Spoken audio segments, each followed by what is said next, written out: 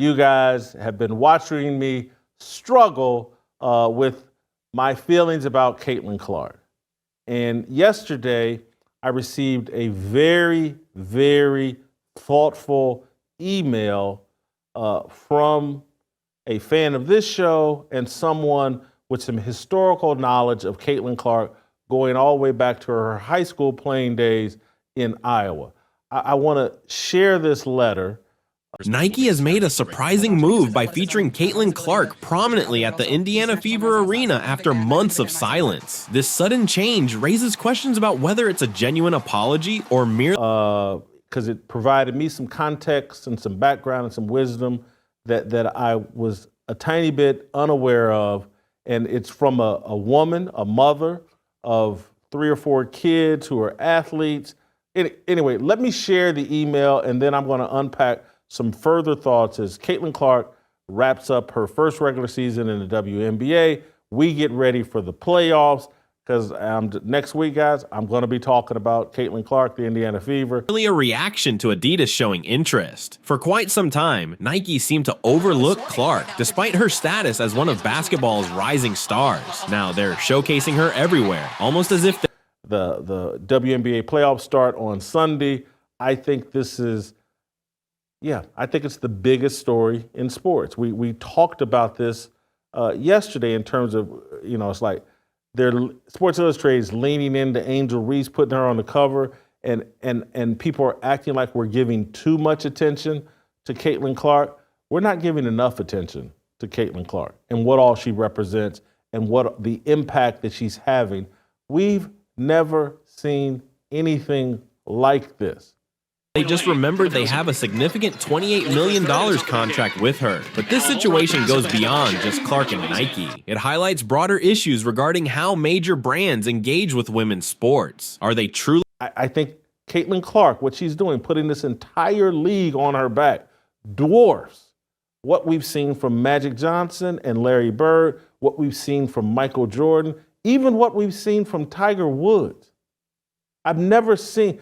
It's just like I said yesterday, Sports Illustrated comes out with some list, and there's all these WNBA-related people on this list. Committed, or are they just capitalizing on trends when it benefits them? You would think that a contract worth $28 million would guarantee some attention, but Nike's neglect of Clark during her outstanding rookie season is perplexing. And we all know none of them would be there without Caitlin Clark. And that's why, like yesterday, I was like, this woman is Kunta Kinte.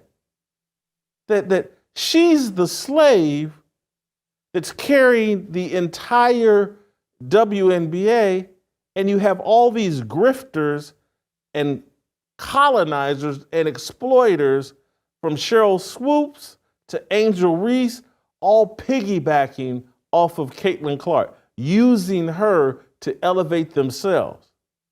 How does such a renowned sports brand manage to ignore an athlete with so much talent? Nike signed Clark to an impressive deal that includes plans for her own signature sneaker, which is a dream for any athlete, especially someone new to the league. Caitlin Clark has not just made a name for herself, she has truly dominated her rookie season.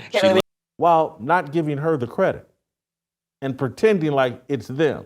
And so I look at, there's those of us that are 30, 40, 50, 60 years old that run around, beat our chest. We built this country. And we're talking about people from 150, 160 years ago, but we're taking credit for it. And I'm like, no. Led all newcomers in points, assists, steals, viewership, and minutes played. And let's not forget, she became the first rookie in WNBA history to achieve a triple-double. That's not just good, that's historic. It seems like her team forgot they had one of the brightest stars in basketball on their roster. While Clark was breaking records, Nike's marketing team... Caitlin Clark built and is building the WNBA, and Angel Reese and Cheryl Swoops and Andrea Carter and Elle Duncan and Chimney, I can't pronounce her last name, and Kathy Engelbert and all these other people, they are running around trying to steal the credit for the work of Kunta Clark. appeared to be on a long break. To put this into perspective, think back to when LeBron James entered the league. Nike had his signature shoe ready from day one and promoted him heavily, but with Clark, nothing at all, nada, zip. Nike knows how to market women's basketball. Just look at Aja Wilson. She's got her own shoe and plenty of ads. So why the silence on Clark? This lack of attention hasn't gone unnoticed. Fans are confused, commentators are questioning it, and social media is buzzing. It's incredible. But because I've had some criticisms of Caitlin Clark that has pissed off a lot of you, but I stand by the criticisms. But I want to share this email I received. It's a little bit long, but I want to share it all because I think it's important for you all to understand what I'm coming into understanding of. Hi, Jason. I have followed you since Kansas City.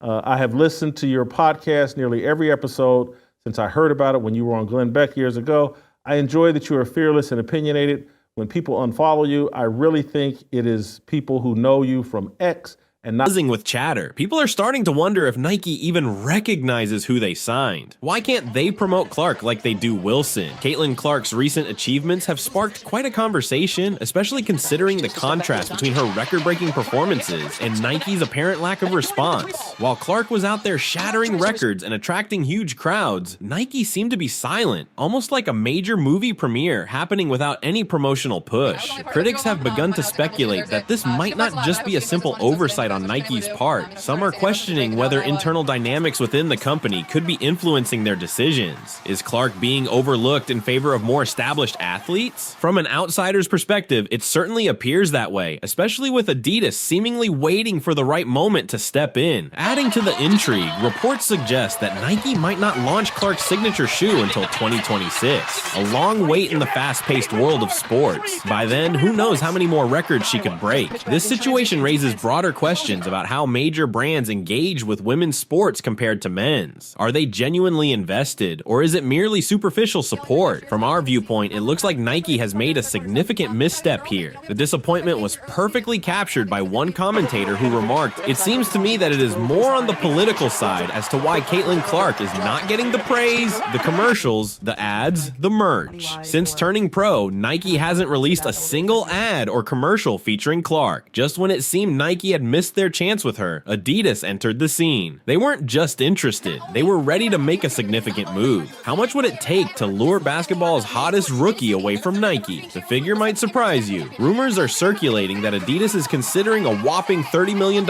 endorsement deal for Clark. Yes, you read that right. $30 million.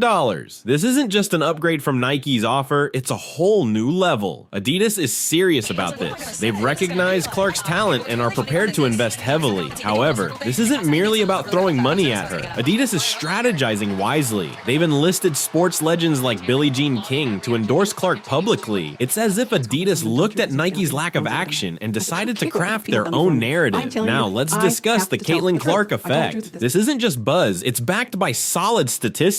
WNBA viewership is soaring. Attendance is increasing rapidly, and Clark's games are attracting over 1 million viewers on average. This isn't just good news, it's transformative for the sport. Adidas has tapped into something that Nike seems to have overlooked. Caitlin Clark isn't just another athlete, she's become a sensation. While Nike was preoccupied with other matters, Adidas recognized Clark's potential to drive significant sales. Almost as if they discovered a treasure while Nike was using it as a parking lot. This partnership with Adidas goes beyond just sneakers. It's a bold declaration. Adidas is clearly stating, hey, we see you, women's sports. We're not just here for the men's game. They are making a commitment to the future, and that future prominently features Caitlin Clark. What's truly surprising is that while Adidas is making strategic moves, Nike appears to be missing out on what could be a once-in-a-lifetime marketing chance. Instead of capitalizing on this opportunity, they seem focused on promoting older products, specifically Aja Wilson. It's akin to having a luxury car parked in your garage while you use it for mundane tasks like delivering newspapers.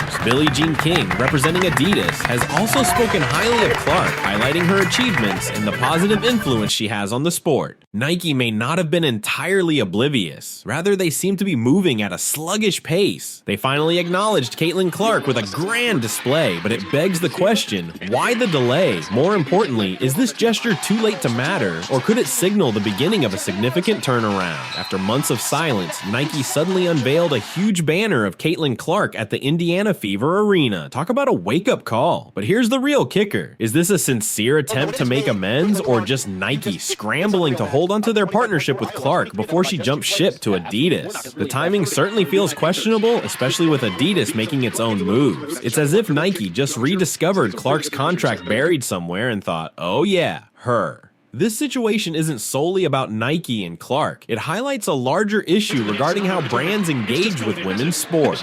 Are they genuinely committed, or are they merely trying to catch up after realizing they've fallen behind? Adidas' interest in Caitlin Clark seems to have jolted Nike into action regarding their $28 million deal with her. Clark has been on fire, breaking records and capturing attention. This situation has sparked a lot of conversation, with fans expressing their frustration at Nike for not recognizing her talent sooner. And honestly, they have a point. In 2024, it's disappointing that major brands still need reminders about the importance of women's sports. The good news? Public pressure is effective. All the fans who voiced their disappointment made a difference. Nike had to take notice. This serves as a crucial lesson for all brands. You can't just say you support women's sports. You have to show it. Now, let's dive deeper. The situation with Caitlin Clark and Nike goes beyond just one athlete and one company. It highlights how major corporations approach women's sports compared to men's. Are they genuinely committed, or are they merely reacting when it's convenient? Nike's last-minute promotion for Clark feels like too little, too late. However, it happened because fans and advocates refused to be silent. Your voices matter. Keep using them. This could change how brands treat female athletes moving forward. So what's next? Keep advocating for equal opportunities and fair treatment in sports endorsements, because the real heroes in this story are the fans who supported Caitlin when Nike wouldn't. Remember that the next time you see a brand overlooking talent.